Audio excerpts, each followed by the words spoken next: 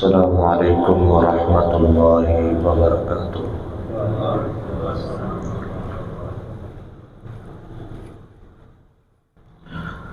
إن الحمد لله نحمده ونستعينه ونستغفره ونعوذ بالله من شرور أنفسنا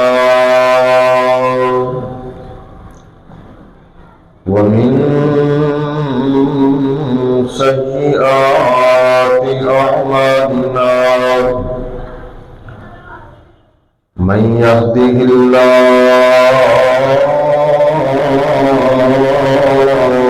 فلا مضل له ومن يضلل فلا هادي له وأشهد أن لا إله إلا الله وحده لا شريك له وأشهد أن محمدا عبده ورسوله أما بعد فإن خير الحديث كتاب الله وخير الهدي هدي محمد صلى الله عليه وسلم وشر الأمور محدثاتها وكل محدثة بدعة وكل بدعة ضلالة وكل ضلالة في النار.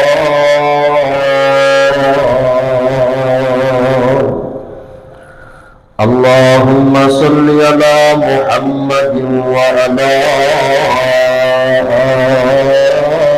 آل محمد كما صليت على إبراهيم وعلى آل إبراهيم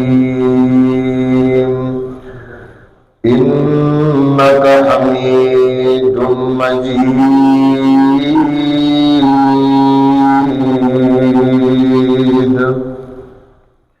اللهم بارك على محمد وعلى آل محمد كما باركت على إبراهيم وعلى آل إبراهيم إنك حميد مجيد.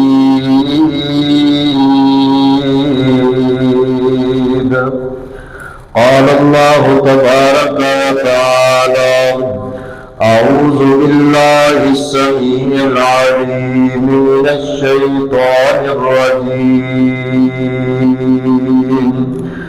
إن الذين كفروا وماتوا وهم كفار أولئك عليهم لعنة الله والملائكة أولئك عليهم لعنة الله والملائكة والناس أجمعين خالدين فيها لا يخفف عنهم العذاب ولا هم ينظرون.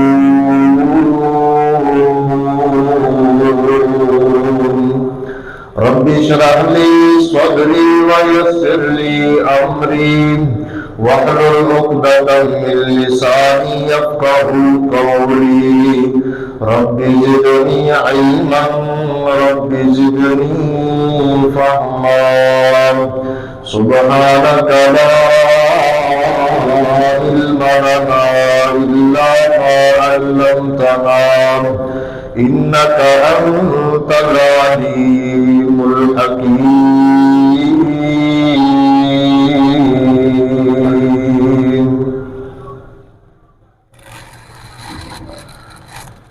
अल्लाह की किस्म की हम्दो सना अल्लाह रब्बुल आलमीन کی ذات پاک کے لیے خاص ہے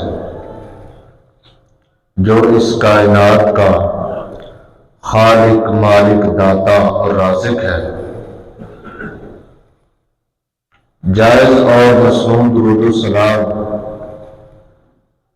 امام الاولین والآخرین، امام کائنات، پوری کائنات کے سردار پیغمبر، امام الانبیاء جناب محمد رسول اللہ صلی اللہ علیہ وآلہ وسلم کی ذات گرامی پر، ذی وقار معزز سامعین و سامعات، گزشتہ خطبہ جمعہ سے قبل ایک دو خطبات کے اندر ایک اہم موضوع ہم نے شروع کیا تھا۔ اللہ رب العالمین کی رحمت سے دوری، ایک دوسرے پر لعن طعن کرنا، یہ بددعائیہ کلمہ ہے، لیکن کچھ عمل ایسے ہیں جو انسان کو واقعتاً ہی اللہ کی رحمت سے دور کر دیتے ہیں،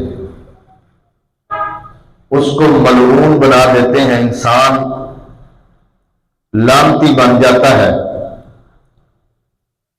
اللہ کی لعنت، نبی کی لعنت، فرشتوں کی لعنت، تمام لوگوں کی لعنت، یا ان میں سے کسی ایک کی لعنت، وہ ان کا مستحق بن جاتا ہے۔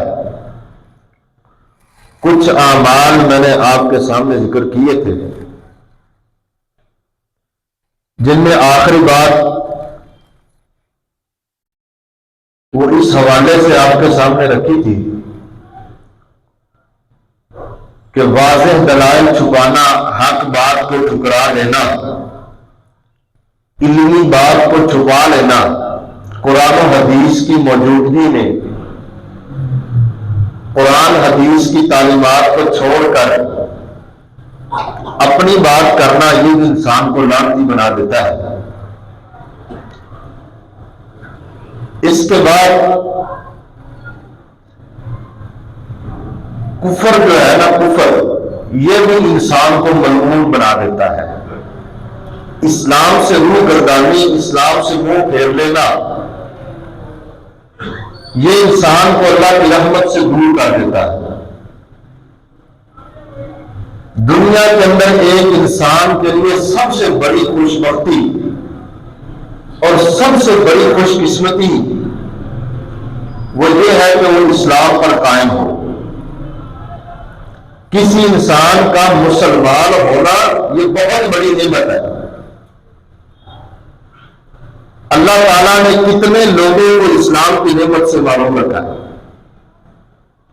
کتنے ایسے دنیا کے اندر لوگ ہیں، بلکہ اکثریت ایسی ہے جو مسلمان نہیں ہے، اسلام کے راستے پہ نہیں ہے، اسلام قبول نہیں کیا، غیر مسلم ہے، کافر ہے، یہودی، عیسائی ہے، ہندو ہے، بدھ مت ہے، سکھ ہے، اس کے علاوہ بے شمار مذاہب ہیں دنیا کے اندر جو اسلام کے مد مقابل ہے۔ یہ اسلام جنت کا راستہ ہے، جنت میں جانے کا سب سے اولین سبب ہے۔ حساب و کتاب مسلمان بندے کا ہونا ہے، کافر کا کون سا حساب و کتاب ہے؟ مکلف جو ہے وہ مسلمان ہے، غیر مسلم مکلف نہیں ہے۔ ہماری شریعت کا مخاطب مسلمان ہے، شریعت کے جو احکام ہیں نا یہ مسلمان پر لاگو ہوتے ہیں۔ ایک بندے نے کلمہ ہی نہیں پڑھا، اسلام قبول ہی نہیں کیا، اس سے نماز کا مطالبہ نہیں کیا جا سکتا، زکوٰۃ کا مطالبہ نہیں کر سکتے، حج کا نہیں کر سکتے، روزے کا نہیں کر سکتے، اس لیے کہ وہ اسلام کو مانتا ہی نہیں ہے۔ جب وہ کلمہ پڑھ کر مسلمان ہوگا، دائرہ اسلام کے اندر آئے گا، کلمہ پڑھ لینے کے بعد پھر اس کے اوپر نماز کا فریضہ لاگو ہوگا، زکوٰۃ کا مسئلہ ہے، روزے کا مسئلہ ہے، حج کا مسئلہ ہے، جہاد ہے، دیگر کئی ایک اسلام کے احکام ہیں اس کے اوپر لاگو ہوں گے۔ جو بندہ کلمہ پڑھتا ہی نہیں ہے، مسلمان ہی نہیں ہے، غیر مسلم ہے، وہ ان چیزوں سے مبرہ ہے۔